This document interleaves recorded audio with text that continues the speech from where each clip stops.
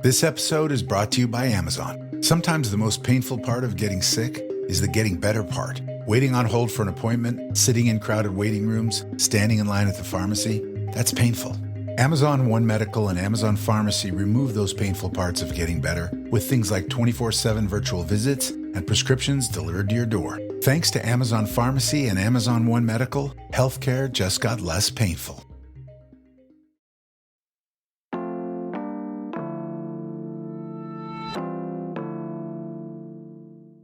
Today on CityCast Pittsburgh, Shuman is back open, now renamed Highland Detention at Shuman Center. It's still committed to providing temporary care for right now up to 12 children. In a couple of years after more remodeling, they could hold up to 60 kids, all who have been charged with a crime. But care in a detention setting can be kind of chaotic and complicated. The county was so bad at it that the facility had to be shut down for a few years for, quote, gross incompetence, negligence, and misconduct, end quote. So a new company has come in to run things. There was actually some controversy about this decision. County council sued the former county executive over it. It's since been settled. And now Shuman and all that construction work, it's all being managed by Adelphoi. They're a nonprofit headquartered in Latrobe. And today we are talking to its leader about how things are going so far, the reporting requirements since they reopened, and why she says Adelphoi wanted to be involved with Shuman in the first place.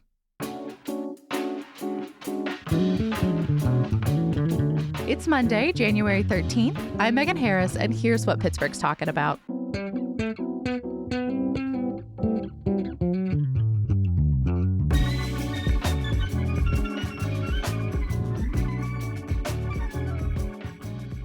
Nancy Kukovich is the CEO of Adelphoi. Welcome to CityCast Pittsburgh. Thanks. Great to be here.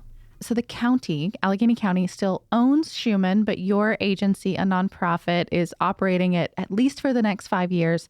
What made you want to run it? Why'd you want to get involved? We have a long history, probably 30 years, of providing services in Allegheny County. A whole host of things, but largely residential services. So we know them well. And it's mostly around kids with some sort of delinquency issues. So we know the courts, we know probation, we know probation officers. So I think it is, for us, just an extension of the work that we've always done with Allegheny County. When Shuman closed back in 2021, there were all these violations, unfortunately, quote, gross incompetence, negligence, misconduct in operating the facility. There's a lot of built up mistrust, I feel like, in the community around a facility like that. When you see all these headlines year on year on year, what was it like for you personally, but also for Adelphoi to wade into that? Because it can be a little fraught to start out. That's the minimum, I would say. Your face, a little fraught. A little fraught. We felt all of that. We have always had this sort of straightforward relationship with Allegheny County. We provide services to the kids that they need us to provide services to. When the detention center closed, they called us and asked us if there was anything that we could do. And so we emptied out one of our small group homes and provided detention services almost within a couple of months. So the service itself was nothing that we were surprised about or didn't know how to do or had a steep learning curve. We've always provided secure services, and we provided detention services for Allegheny County for close to 2 years before Shuman came back online. So we were not expecting as much kind of chaotic, sad, really. I say it was almost like the entire hierarchy, the entire stakeholder group in Allegheny County was very, very anxious. Are you talking about lawmakers or the folks that may be, like, advocates, judges? Yeah. They were very nervous. Mm-hmm. We felt all of that as we began to move forward to do Shuman. So much anxiety among everyone, from the county exec to parents and advocates, all up and down the line. There were times as we began to pull things together where we thought, gee, it would be nice to get everybody in a room and say, do you guys want detention services? Because it sure doesn't feel like it. People were suing each other and jumping up and down and yelling. So it made it all much more difficult than I think it needed to be. Yeah. I mean, talking about that relationship with the county executive, that was our former one, Rich Fitzgerald, who sort of unilaterally awarded Adelphoi the contract to run the facility starting in 2024.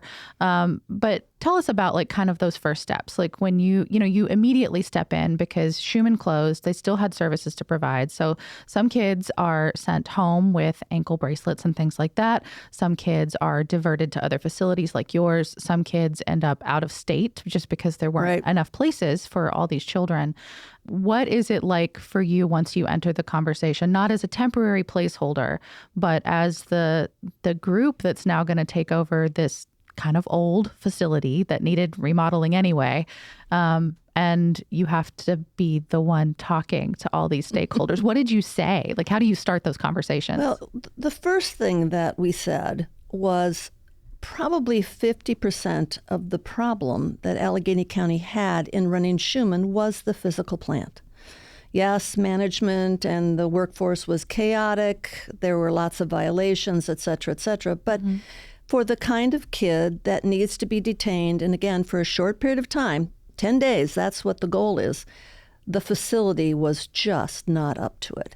And so part of what happened with Shuman was it was chaotic because the facility wasn't in good shape.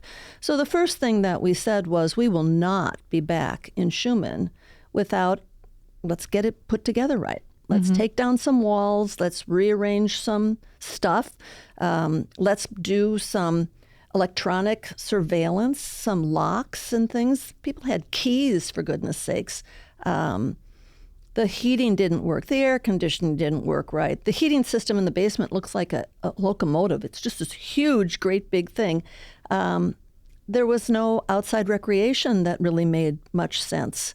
So there was a lot of work that needed to be done. And fortunately, both the prior exec and the new exec said, let's do this. Yeah. And that was part of the money being thrown around to everyone. It was a lot. It cost a lot of money to redo Shuman. But many millions of dollars, yeah. And the state, because it was a renovation, the state participated. The state is paying 50% of the cost, which is also one of those facts that got lost in the mix. So they began right away trying to figure out how to do that. Takes a lot of time to pull things apart, put things back together again. The insulation wasn't right. The windows weren't right. You name it. It needed to be redone. I feel like a lot of us have had a home improvement project go awry. I can only imagine what it's like when it's huge. A facility of this size. And you're back open. You're open now for a few months. Tell us a little bit about how the strategy is maybe different than the way folks encountered Shuman before, because I mean, you just said 10 days, and that already feels radically different than how Shuman operated in prior years. Yeah, there is actually a set of regulations and a definition of detention that exists at the state level, and that was the reason why the state closed them down. We weren't following the rules. They weren't following the rules. And they tried and tried and tried and tried, and it did not work. So, as simply as possible, what are the rules? Well, the rules say that these children are there for a short period of time. The rules say that they will not be unduly restrained. That means, like physically? Yeah, that they're going to get 3 good meals a day, that they're going to have access to parents, legal services, and the courts, that they'll have recreation every day. It's a whole set of regulations that say what is detention, that there is an advisory board that is around to make sure that something is going right, that the regulations are being followed, and that the state has the ultimate oversight and that they are there.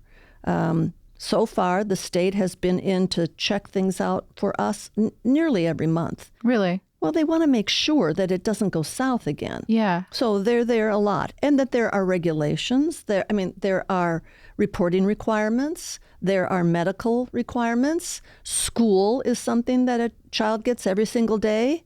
So it's a very structured environment when done right. Yeah. I mean, how many employees do you have over there, maybe compared to the number of kids you typically have? So there are anywhere from 10 to 12 kids in this pod, this renovated facility. Because you only renovated a portion of this larger Now they're building. working on more. But yeah. up and running is a 12-bed pod. And so we have about 25 to 30 staff.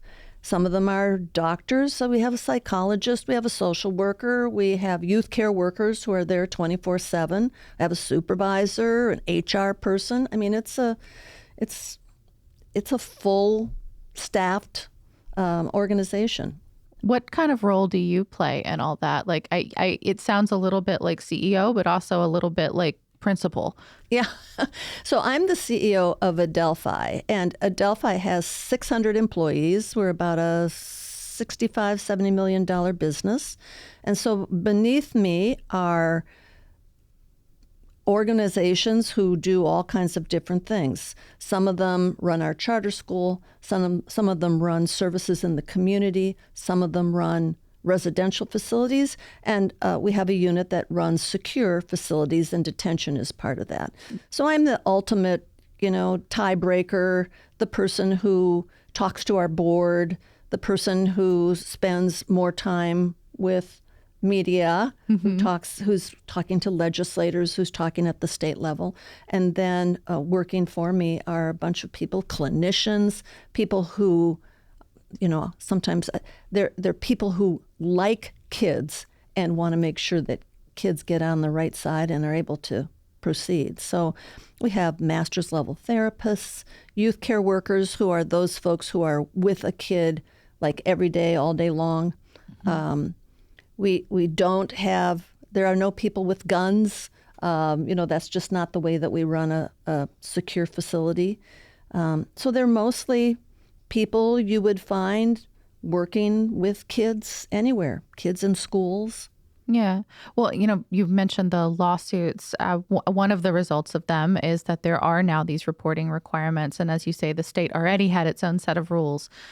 What kinds of data will you be reporting out? Like at what kind of clip? What's the plan there? So those reporting requirements were in the original contract. You mean with the one that the county operated with Shuman way back when? No, the one that we signed with. Okay, the new one. Yeah. So there's nothing very new.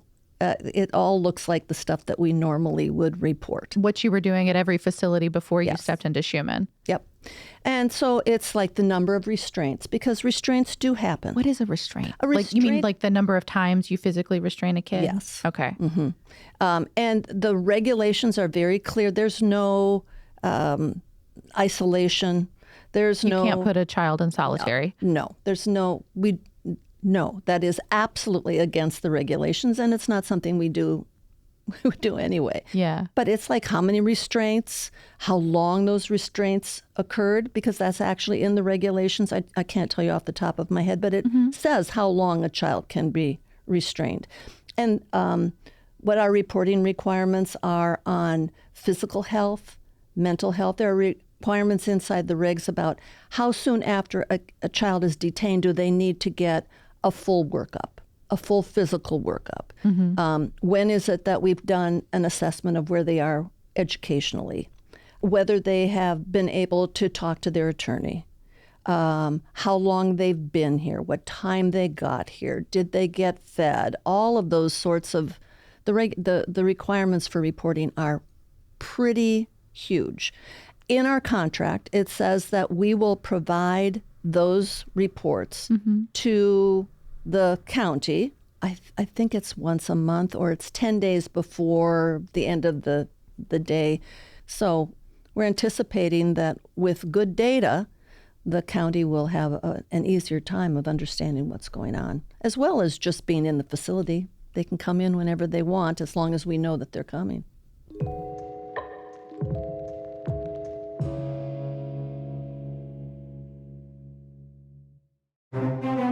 Today's show is sponsored by the Frick Pittsburgh Museum and Gardens and a new award-winning tour of their historic home, Clayton. It's called Gilded, Not Golden, and it's a new spin on the old Frick family stories. Yes, you're going to learn about the mansion in Pittsburgh's historic Millionaires Row.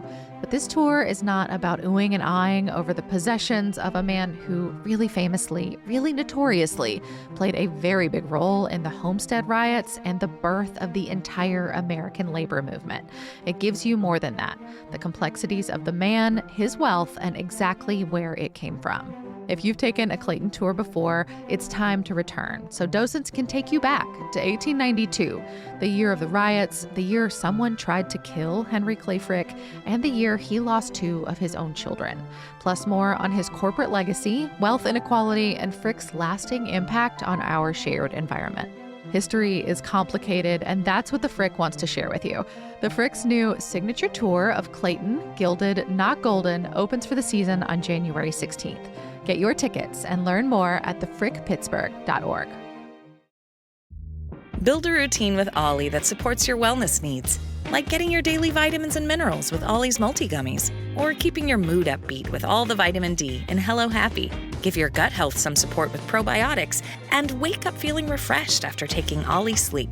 Do wellness on your terms. Find Ollie at a Walmart or Target near you or at ollie.com. These statements have not been evaluated by the Food and Drug Administration. This product is not intended to diagnose, treat, cure, or prevent any disease. What's the strategy, I guess, going forward? Because you have this one pod open, renovations are continuing elsewhere in the facility. What's next on your list? So the number of pods that they want are 5 or 6. We'll see where that gets to. So most of them 12 children each per pod. And most of them will be for young men. There will be 1 for girls, young women. And then there'll be 1 for a group called Interest of Justice. Interest of Justice are kids that are in the county prison awaiting further judicial procedures. And I think everyone agrees, a judge will determine it, but I think everyone agrees they shouldn't be in the adult prison. Mm-hmm. So we will have at least 1 unit, maybe 2, at Shuman that will be kids who were housed at the county prison who really should be in a juvenile facility where they're going to get education, where they're going to get recreation, where they're going to have a group of staff people who understand kids and executive function and, all of that sort of thing. Mm-hmm. So it'll be 1 girls, I think 3 boys units, Interest of Justice, and then we'll see what else. We'll see how many more units they want to do, or maybe that's enough. So it'll be 5 to 6, I think. How will that fit into the broader scale of the services you provide? Will that significantly increase what you're offering now, or just in this one facility? So we currently continue to provide 12 detention beds to Allegheny County. So they have 12 at Shuman, and they have 12 with us in Cambria County. And we provide 2 beds for girls. As Shuman comes online, and we call it Highlands at the Shuman Center, as Shuman comes online, we will stop providing those detention services in our other places. And so the 12 kids that are in Cambria will move back to Shuman. So, and the girls that we see in Latrobe, they'll move back to Shuman. But the facility was built for 120 kids. Do you think that's a reasonable number now, knowing that renovations have to happen? I think it's too many. And I don't think anybody thinks we'll ever get back to 120. I think the goal is 60 and maybe less than that. So we'll see how that works. Some of it depends on what's going on in the environment here. Mm-hmm. And hopefully we'll get some things calmed down and not so many kids with guns, which is really the number one problem that we're seeing. Yeah. When you have a kid with a gun and that child takes some action with the gun, I think law enforcement feels like, well, what do you want us to do?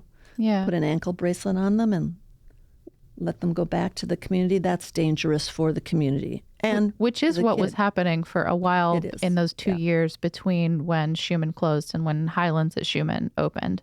Let's talk a little bit about the kids and their days. The population, as I understand it, range in age from age 10 to age 20. Is that right?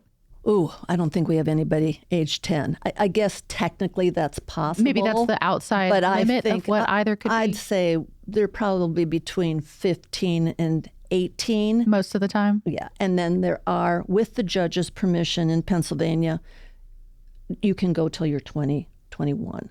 But for the most part, it's that age group of 15 to 18, 19 years old. And when they're there, what has happened that got them there? How long do they typically stay? And what happens next for those kids? So the reason that they're there is because someone in law enforcement made a determination, and then the judge okays that, made a determination that that child is, that there's a serious reason to believe that that child was involved in a serious crime, and that that child should not go home without cannot go home, needs to be detained for the safety of other kids, other people. So it's a pretty serious charge, but it's a charge. And so when they come to Highland at Shuman, our job is to help law enforcement figure out what happened. So, number one, it is to keep that child safe. Mm-hmm. And they come hungry. They sometimes come with gunshot wounds. Oh my gosh. They come with, they've been beat up, or, they're not just walking in off the street going, hi, here's my suitcase. They've had some pretty traumatic times in their lives. Yeah. So they show up at the facility.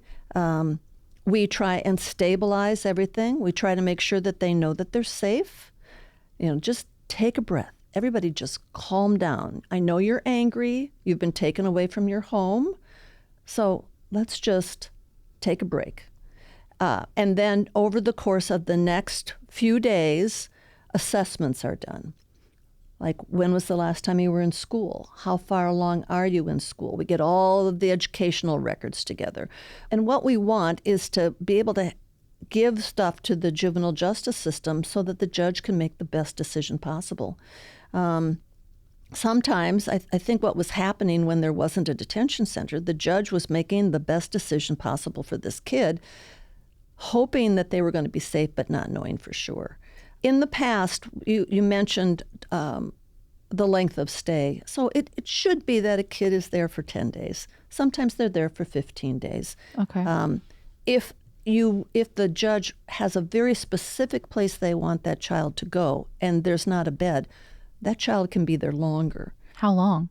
Well, I don't know what the outer limit is, but I can tell you that the law and the regulations require that as soon as that child has been there for 30 days, a plan of treatment and education has to be put together that a judge has to sign off on.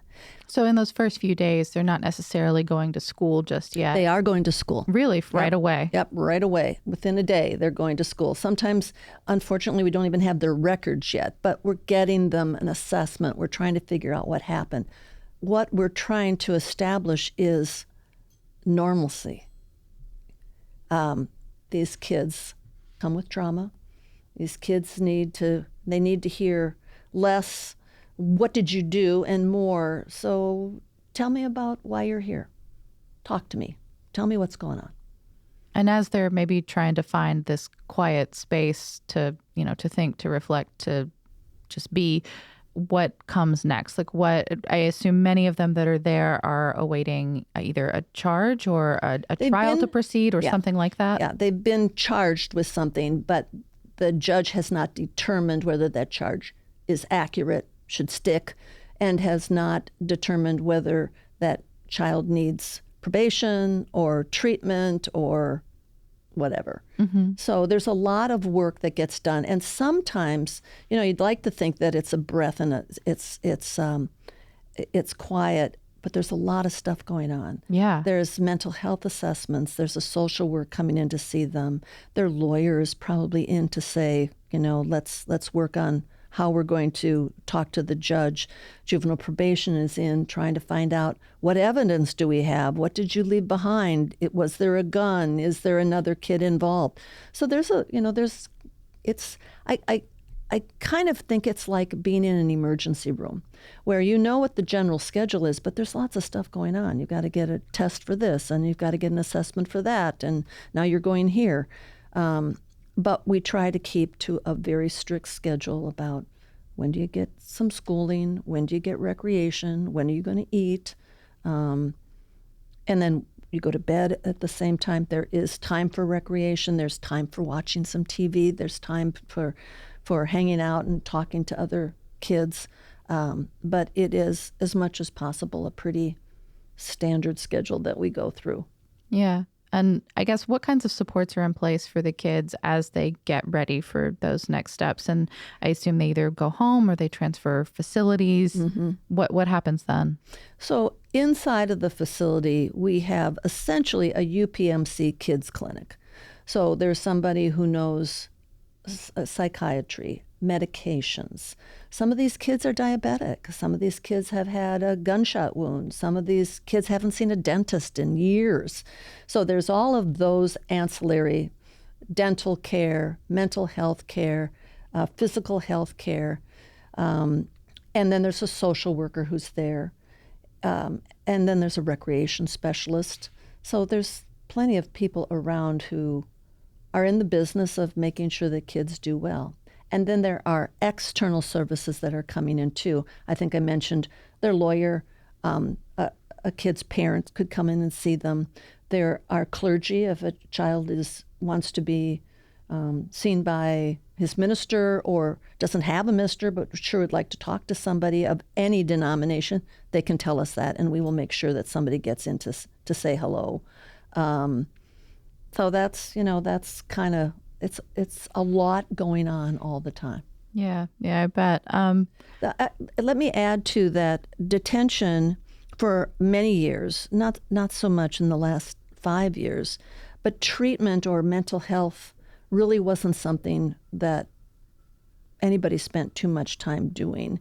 And that could have also been one of the problems at Shuman. We have a full-scale mental health, behavioral health care practice inside of Shuman, which I think is pretty important given the trauma that many of these kids come to Shuman with. I mean, they have maybe been threatening somebody with a gun or made an assault during a robbery, but the chances are pretty good that they themselves have seen that same kind of violence or trauma. So I think that that's something we're very aware of when we have kids there. Yeah. I mean, do you feel like you're able to provide that safe and supportive environment? I know you in the early days when you were still in the process of taking over, there were also some concerns about some civil lawsuits that had been filed against Adelphoi for some of the same things that Shuman had been accused of not creating that safe environment for a child. Well, I'm looking forward to our day in court. So I can't say a whole lot more than that, except that I think Adelphoi is a really strong provider, and we're going to do really well in court if, let's just put it that way, if those charges actually come to pass. We'll see. Yeah. But for anybody who's maybe worried about what they've seen in the news. We were blindsided by it as well. So I just think that that's the price of putting your neck out to help these days, is you're going to get some undue press that you might not have gotten otherwise. I do want to say that the Pennsylvania system, so, there's been much said about oversight. Oversight is something that the state does pretty well. Believe me, if the courts aren't happy with what's going on, you can hear about it from them as well. And then at some point, we'll have an advisory board. So there's a fair amount of scrutiny. And then can I say also, I have a board.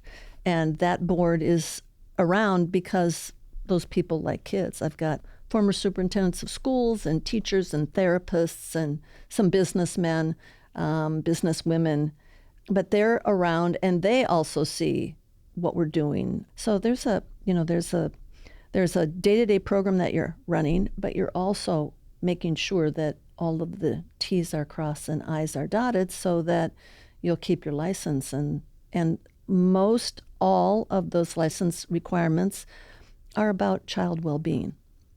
And where does that stand with the advisory board that is supposed to be created around the county? Has the county made that? Do you participate in it at all? There was a group that were nominated by the county exec. The county council turned them all down. It was in the middle of this kind of lawsuit. Mm-hmm. And that was ages ago now. That was ages ago, but they have not been reappointed. They have not been put forward again. So we're expecting that will happen at some point in the near future. And then we're just continuing to produce reports like we would no matter what. We continue to see the county and the state in our facility on a regular basis. So, I'm not so sure a whole lot will change as a result of that, but we will welcome the advisory board when it gets appointed. I mean, I guess just zooming out a little bit, what is your approach to accountability and what you owe folks in the county about, worried about kids and worried about this history at Shuman and worried about who has now stepped in, a private organization to take care of it? It's a private nonprofit organization with 30 years of experience with Allegheny County. It's not like we're new. I know, but I feel like, a lot of us are used to our governments running incarceration centers, at the state and the federal level, and especially But how did that work for you? Granted, but I'm curious how you talk about that, I guess, because I think this idea of privatizing detention does scare a lot of people. But I know you're used to speaking to it, too. We are operating under the exact same regs and scrutiny that Shuman operated under. Are you worried at all that some folks maybe think that juveniles, that anyone under 18 just should not be incarcerated at all? Well, I think that that's the goal. And I think, I was talking to the former president judge, that Kimberly Clark. Yes, and she said that, when we had some brand new judges and we had Shuman falling apart and it was an absolutely abhorrent situation, we had a lot of people say, why should kids be incarcerated at all? She said, that experiment has sailed. We know what it's like to have lived without a detention center for 2 years, and it was not a good thing. So, I think a detention center is a necessary part of something that we call a continuum.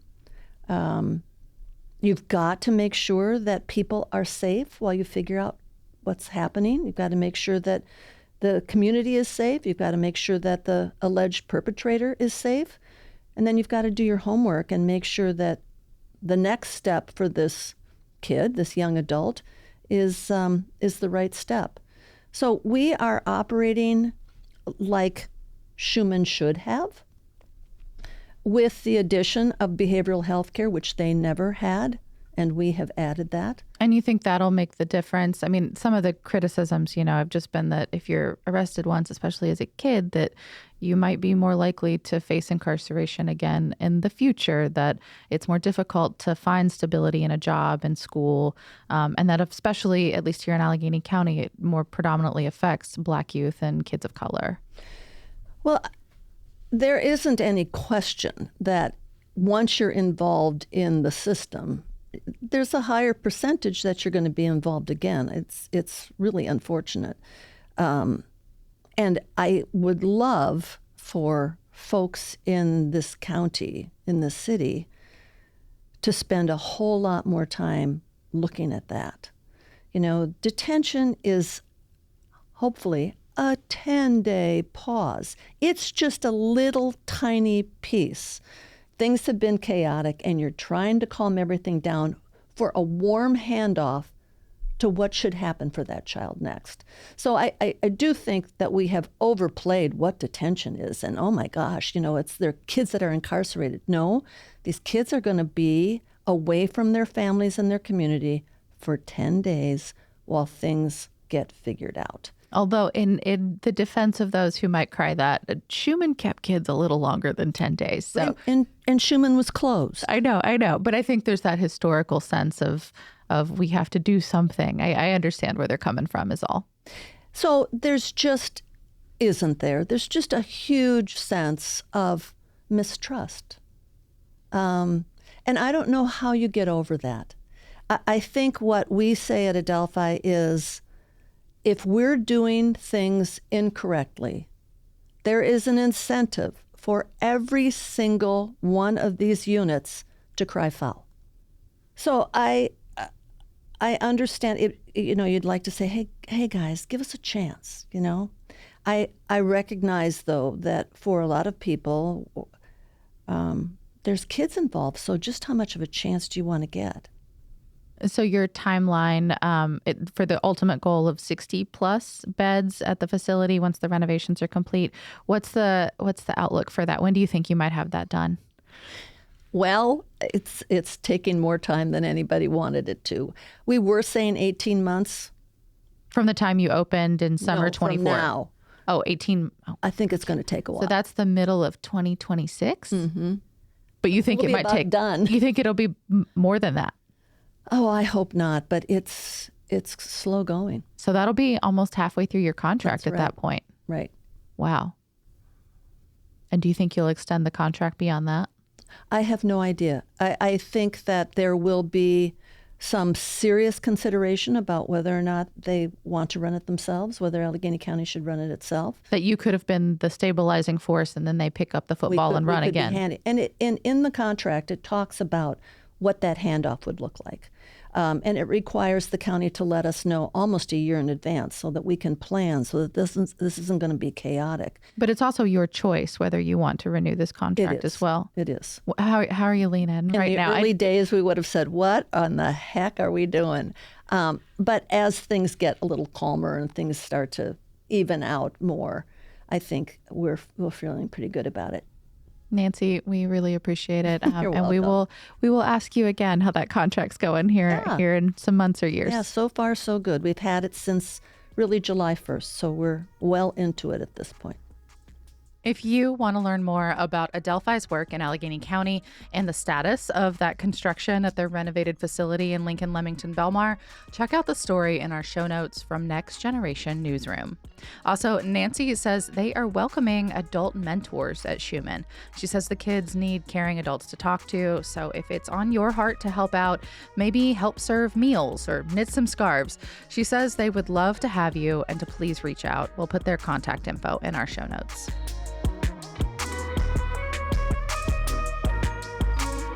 That's all for today here on CityCast Pittsburgh.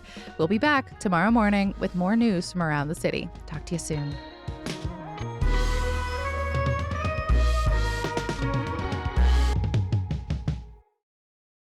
How do you Christmas shop? Oh, it's just nuts. We have some people who are really, really good at it, mostly adults who've had lots of kids. We are not a denominational organization. But we do make sure that everybody has some gifts.